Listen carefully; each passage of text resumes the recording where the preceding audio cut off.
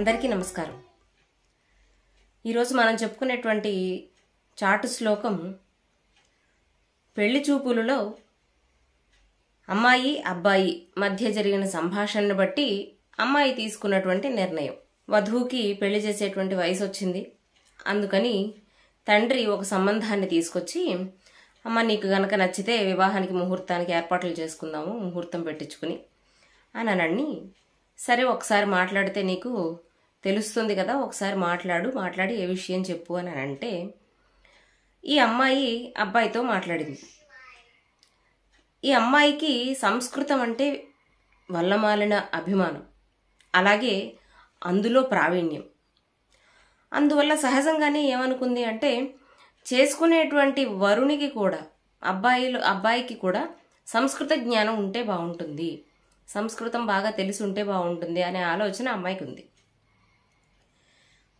సరే మాటల సందర్భంలో ఈ సంస్కృత భాష గురించి మాట్లాడుతూ ఉంటే ఈ అబ్బాయి అప్పటికే విని ఉన్నాడు ఈ అమ్మాయికి సంస్కృతం అంటే ఇష్టము బాగా అని. అందువల్ల ఏంటంటే అస్సలు సంస్కృతం రాదు అని చెప్పడానికి ఏం చెప్తానులే, మనం బాగా సంస్కృతం చదివిన వాళ్ళలాగానే ఉందామని చెప్పి చాలా కష్టపడి రామశబ్దాన్ని ఒకటి నేర్చుకున్నాడు ఆయన. రామ రామౌ రామాహ హే రామ హే రామౌ హే రామాహ రామం రామౌ రామాన్ రామేణ రామాభ్యాం రామైః రామాయ రామాభ్యాం రామేభ్యః రామాత్ రామాభ్యాం రామేభ్యః రామస్య రామయోః రామాణం రామే రామయోః రామేషు. ఇవి 7 విభక్తులు, సంబోధన ప్రథమ విభక్తి. ఈ విభక్తులలో రామశబ్దము ఏకవచనము, ద్వివచనం, బహువచనంలో ఉన్నటువంటి శబ్దం. సంస్కృతం నేర్చుకోవాలి అని అనుకున్న వాళ్ళకి ఎవరికైనా ఇప్పటికైనా ప్రాథమికంగా మొట్టమొదటిగా శ్రీకారం చుట్టేది రామశబ్దంతోనే.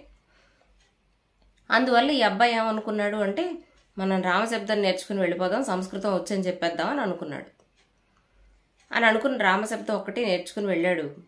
ఈ మాటల సందర్భంలో ఈ అమ్మాయి సంస్కృతానికి సంబంధించినటువంటి కొన్ని ప్రశ్నలు మాట్లాడుతూ ఉన్నప్పుడు ఇతను చెప్పిన సమాధానాలని బట్టి అతనికి ఏమీ రాదు అని ఈ అమ్మాయికి అర్థమైపోయింది. అర్థమై బయటకు వచ్చి తండ్రితో ఈ మాట అంటోంది. బయటికి రాగానే తండ్రి అడిగాడు, అమ్మ ఏమంటావు మరి, విషయం ఏమిటి చెప్తే దాన్ని బట్టి చెప్పుకుందాం, అవతల వాళ్ళకి అవుననో కాదనో చెప్పుకుందాం ఏంటి అని అంటే ఈ అమ్మాయి చెప్తోందనమాట. యస్య షష్ఠీ చతుర్థీ చ విహస్య చ విహాయ చ అహం కథం ద్వితీయా స్యాత్ ద్వితీయాస్యాం అహం కథం అని తండ్రికి ఇచ్చినటువంటి సమాధానం. తండ్రికి వెంటనే విషయం అర్థమైపోయింది. ఇతగాడికి ఏమీ అర్థం కాలేదు.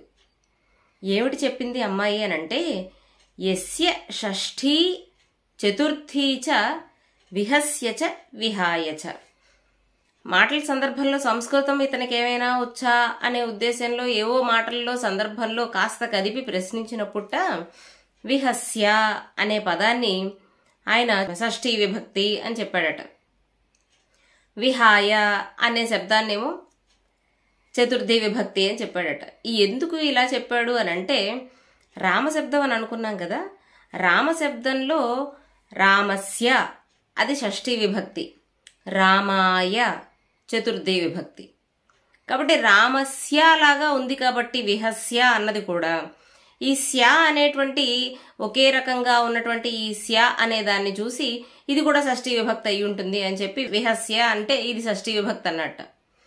అలాగే విహాయ అని అంటే రామాయ అనే శబ్దం గుర్తొచ్చి చతుర్థి విభక్తి ఏకవచనం గుర్తొచ్చి ఇది చతుర్థి విభక్తి పదం అయి ఉంటుంది అని చెప్పి చతుర్థి విభక్తి అన్నట్టు. అసలు వాస్తవానికి విహస్య విహాయ పదానికి అర్థాలు ఏమిటి అంటే విహస్య అంటే నవ్వి అని అర్థం, అలాగే విహాయ అంటే విడిచిపెట్టి అని అర్థం. విహస్య విహాయ నవ్వి విడిచిపెట్టి అనేటువంటి ఈ అర్థాలు కలిగినటువంటి ఈ పదాలని ఈ స్య ఆయ అనేటువంటి ఆ సామీప్యాన్ని చూసి ఒకే రకంగా ఉండడాన్ని చూసి ఇది షష్ఠీ విభక్తి అని అది చతుర్థి విభక్తి అని చెప్పేసట. అమ్మాయికి అర్థమైపోయింది అక్కడికి. సరే పోన్లే కాస్త ఇంకొకసారి మాట్లాడించి చూద్దాం, ఇంకొకసారి కదిపి చూద్దాం అని చెప్పి అహం కథం అనేటువంటి ఈ 2 పదాలని అడిగిందట. అహం అంటే ఏమిటి ఇది ఏ విభక్తి అని అంటే అహం అనేది చక్కగా ద్వితీయ విభక్తి అని చెప్పాడట. ఎందుకని చెప్పాడు అంటే రామశబ్దంలో రామం అన్నది ద్వితీయ విభక్తి ఏకవచనం కదా, అందువల్ల అహం అని పైన అనుస్వారం వినిపించగానే ఓ ఇది ద్వితీయ విభక్తి శబ్దం అనుకున్నట్ట. అలాగే కథం, కథం అంటే ఎట్లు, ఎలా అని అర్థం. ఈ కథం అనే పదాన్ని కూడా పైన అనుస్వారం ఉండడాన్ని చూసి పక్కన వినిపిస్తూ ఉన్నటువంటి అనుస్వారాన్ని బట్టి ఈ కథం అన్నది కూడా ద్వితీయ విభక్తి అవుతుంది అని చెప్పాడట. అంటే విహస్య షష్ఠీ విభక్తి, విహాయ చతుర్థి విభక్తి, అహం కథం ఇవి ద్వితీయ విభక్తులు. ఇది అతని మాటల్లో అతనికి ఉన్నటువంటి బయటపడిన జ్ఞానం, సంస్కృతంలో ఉన్న జ్ఞానం.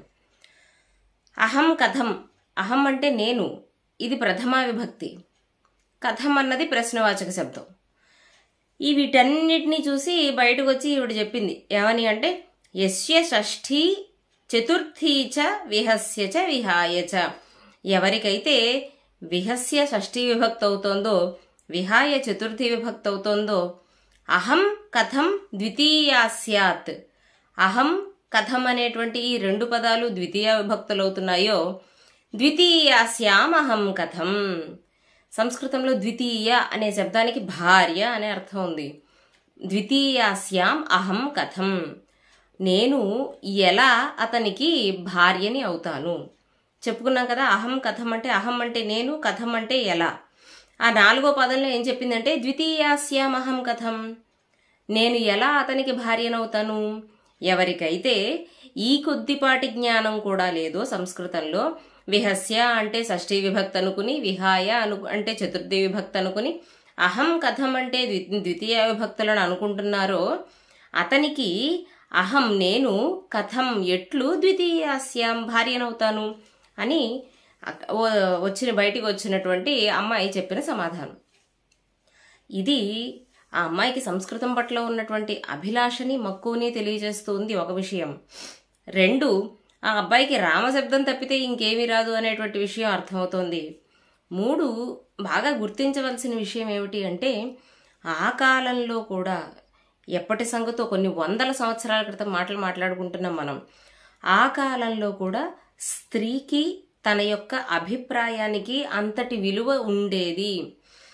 అంటే ఒక వివాహానికి అమ్మాయి యొక్క అంగీకారాన్ని అంత ప్రామాణికంగా, అంత ప్రాధాన్యతనిచ్చి పెద్దవాళ్ళు చూచేవారు అనేటువంటి సామాజికమైనటువంటి అంశాన్ని మనం ఖచ్చితంగా ఇక్కడ గుర్తించాలి.